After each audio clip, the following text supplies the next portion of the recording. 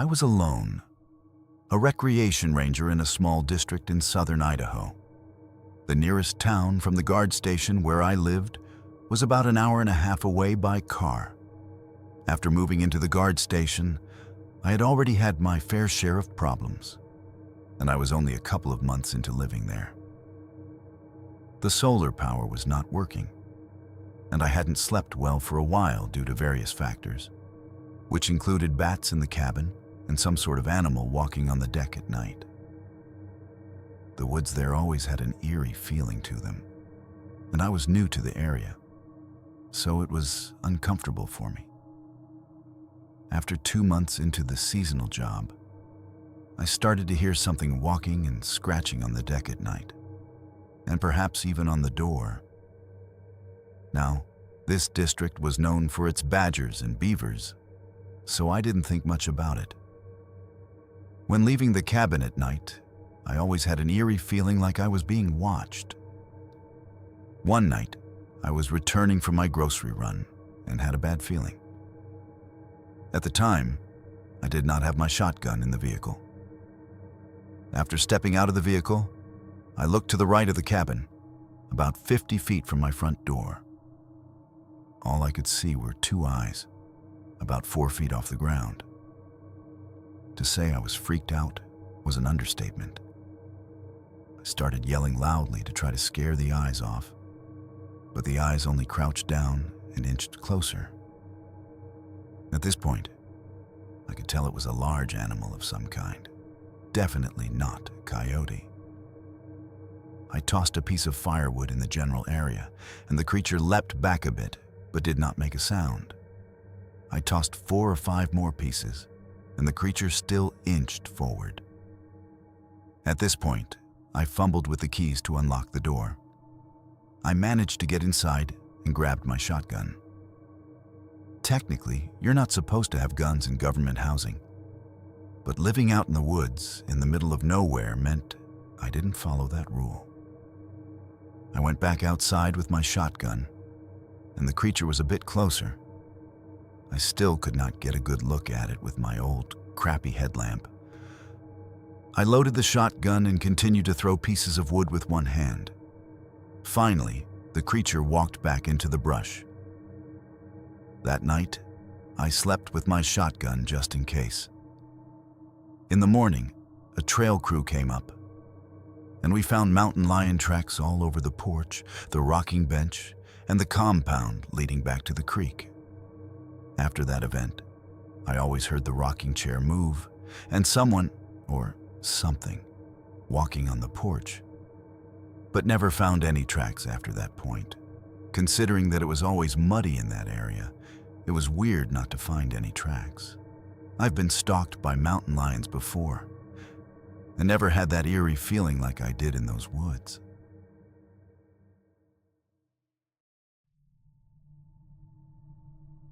I have been a forest ranger in the United States Forest Service for almost 18 years, but this took place about 3 years after I joined. We were getting calls about a lone wolf with a collar hanging around campsites. It was strange, since wolves aren't known to be in the area. But when you work in the field long enough, you start to realize that anything is possible. Thankfully, no calls had mentioned violent behavior from the animal. I departed from the station around noon to check out the places where it had been sighted. I wandered around for 3 hours looking for the wolf until I took a break to drink some water. I sat down, had a snack, drank some water, and was getting ready to move again when I noticed the animal about 20 feet from me, trotting near the tree line. It seemed friendly and had a collar, so I whistled to it, and it came over to me. Getting a closer look, I could see that it wasn't a wolf. It was huge and dark, but it didn't have the right body structure, though I could clearly see why it might be confusing from a distance. I radioed in and reported that I had the dog with me, but as soon as I said I would bring it in, the dog took off. It was like he was playing, seeing how far he could get me to chase him. I went after it, and I swear it turned into a game of chase for at least 5 minutes as we steadily ran through the forest. The dog finally slowed down near a rocky creek bed area and started pacing around a spot. I drew closer and didn't see anything unusual at first. Then I noticed the overgrowth had almost disguised what appeared to be bones.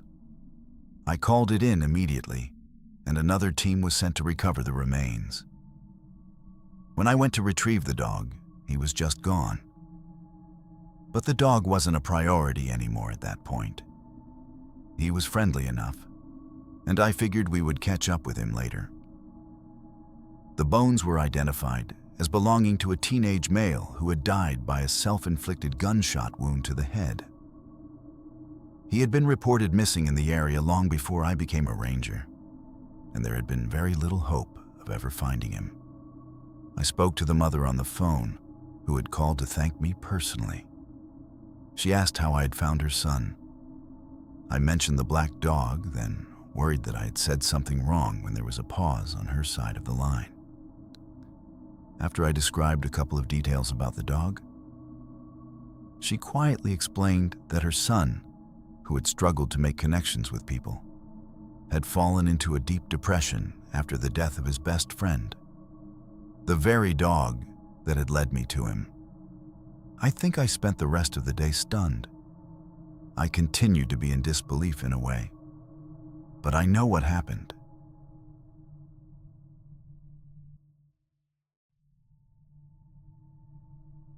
My cousin works with the Forest Service in the Montana and Wyoming area, and I decided to go there with her to literally test the waters. She does hydrology and has to ride out to the middle of nowhere to test streams and snow runoff, checking the quality and seeing if there are contaminants. I thought that sounded like fun, and I wanted to do a bit of a tour with her to see the area. I also wanted to see if that type of job was something I would be interested in after finishing school. We were going camping out there for 2 nights, so we packed up all our gear and saddlebags on horses and started out. The first day and night were amazing. Beautiful scenery and incredible air quality. It really is so peaceful out there. I love that area. Wish I got to go out there more often. Anyway, we started out on the second day, and my cousin said, "Do you want to see something weird?" Of course, I said yes. So she led me on a bit of a side journey into a tiny little ravine. We ended up traveling about 2 hours away from the actual path we had planned. At the very end of this fold in the land, she dismounted and told me to get off my horse as well.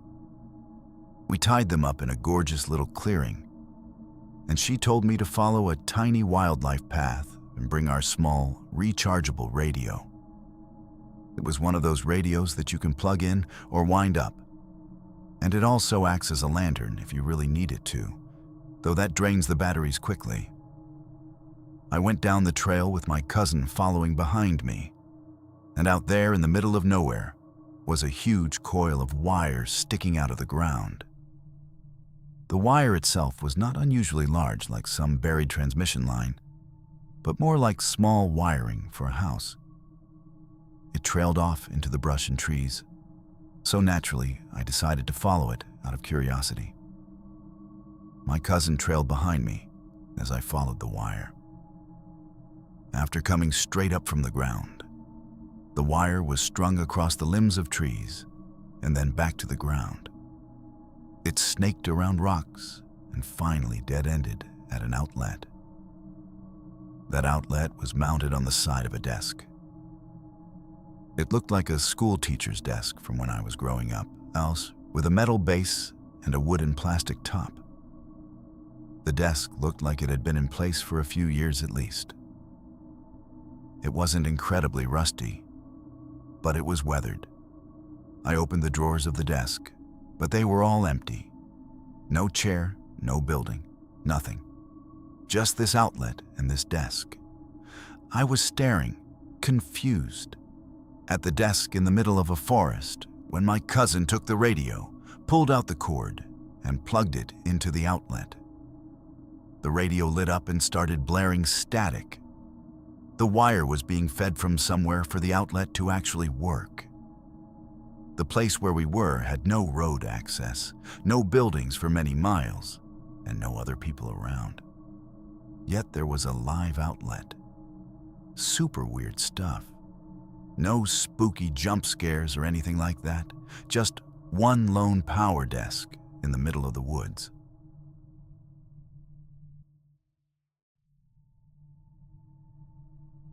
This took place a few years ago. I like to go camping, and I go fairly often. I prefer to camp alone, and I love being out in the great outdoors. One time, I drove a few hours away to a quiet campsite.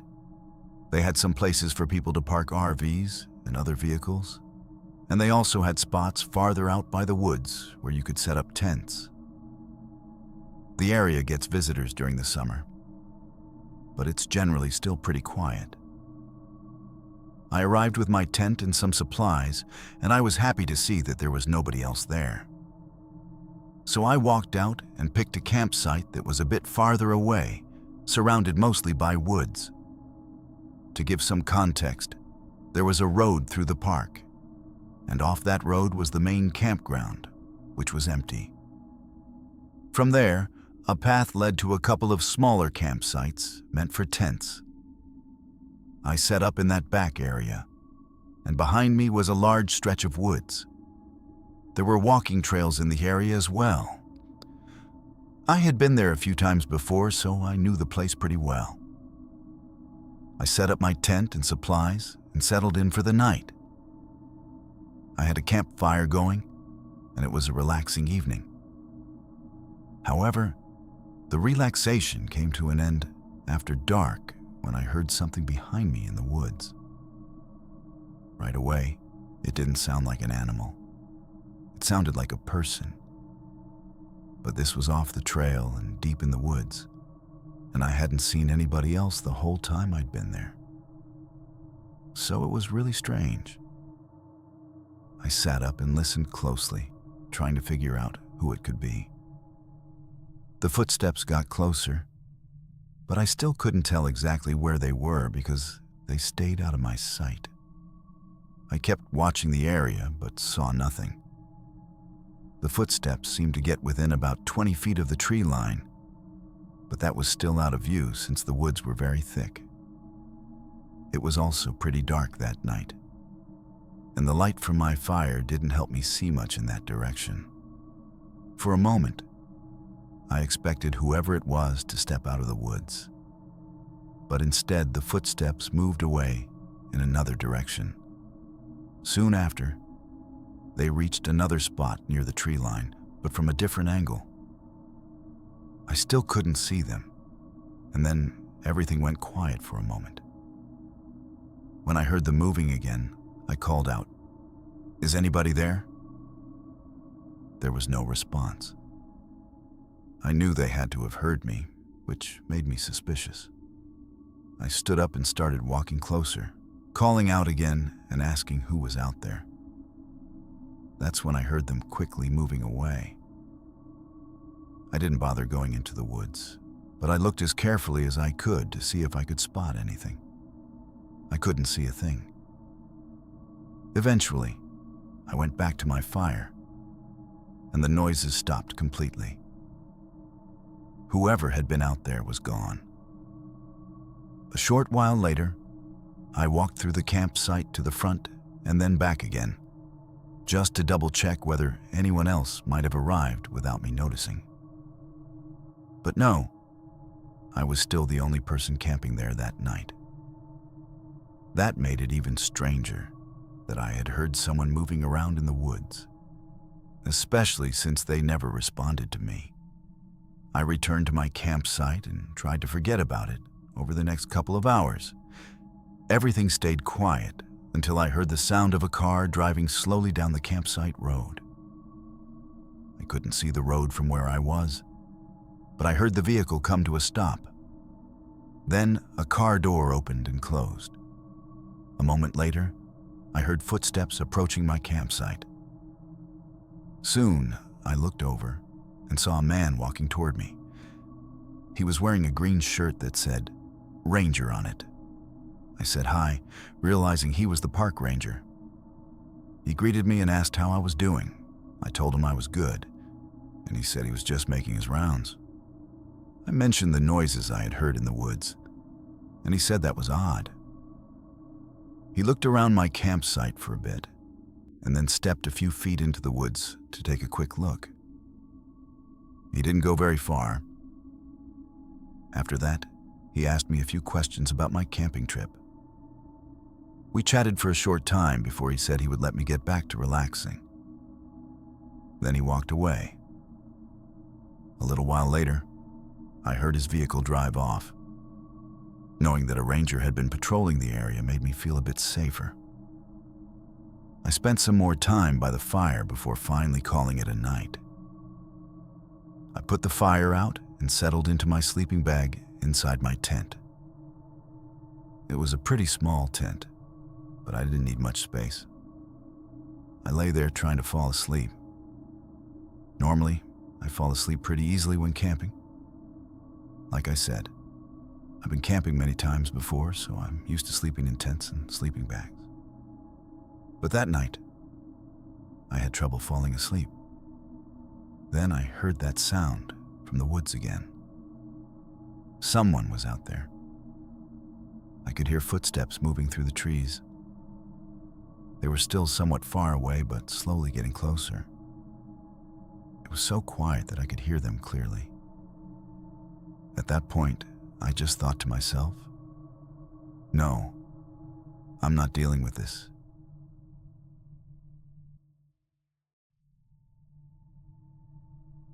I have a friend who is a trail ranger, which is basically a ranger who can't get you in trouble. He once told me about a time when he was gathering illegally placed wildlife cameras and knocking down hunting stands, feeders, and blinds with another ranger. At one point, the other ranger said he was going to head back to base since it was about a 1-hour ATV ride. My friend finished up the last stand on his own when he suddenly heard voices. Keep in mind that this was far off the beaten path. He called out, but nobody replied. He figured the voices might be connected to the illegal hunting stands he had been taking down, and whoever was out there didn't want to get caught, so they stayed quiet. It was getting dark, so he started heading back. That's when he discovered his ATV wouldn't start. After checking it, he realized the battery was no longer connected. He reconnected it and tried again. The ATV started, but it was barely moving. Less than half a mile later, the whole thing died completely. He radioed back to base and said, "Hey guys, I need someone to come pick me up." They told him they would come get him, but it would take about an hour. He asked if the other ranger had made it back yet, and they said no, not yet. He settled down and started a small fire. Not long after, he heard the voices again. By this point, it was fully dark, and he wasn't happy about being stuck out in the woods. Now the voices sounded like an argument. One person was angrily yelling at someone else who sounded scared. He called out, asking if anybody needed help, but the voices didn't react. In the heat of the argument, it seemed like they didn't hear him. He guessed they were less than 1,000 feet away. He decided not to worry about it too much. His main priority was getting back home, and with a broken-down ATV, he wouldn't be much help anyway. He radioed base again, but the rangers there were having trouble figuring out exactly which path he had taken, and they hadn't left yet. He told them to just ask the other ranger he had been working with earlier, since that ranger had the iPad with the map showing where they had been working. They told him the other ranger still hadn't returned yet. A few minutes later, he heard the voices again in the woods. Finally, he decided to walk toward them. Even if they were illegal hunters, maybe they would have a map and could help him get back. He walked in their direction, but strangely, The voices seemed to move farther away as he got closer.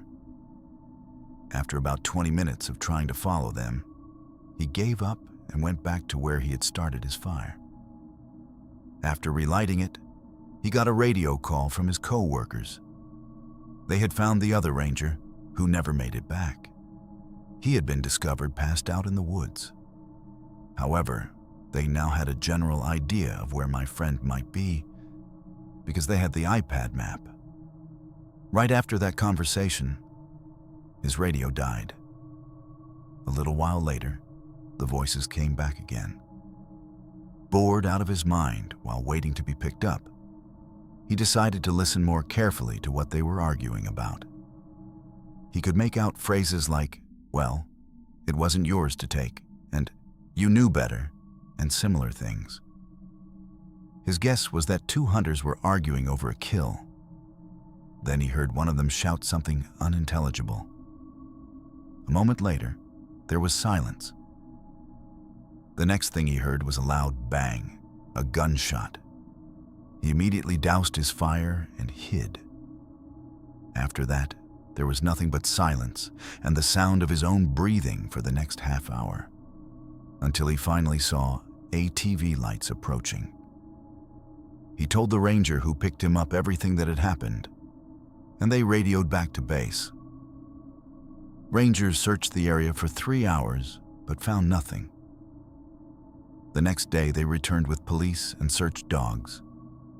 After about an hour, they discovered a shallow grave. Inside, it was the body of a man who had been shot in the face. The strange part was that the body was already a skeleton, meaning it had been there for years. So either the argument he heard ended with a gunshot, and both people walked away that night, or he somehow heard the murder of someone that had happened years ago.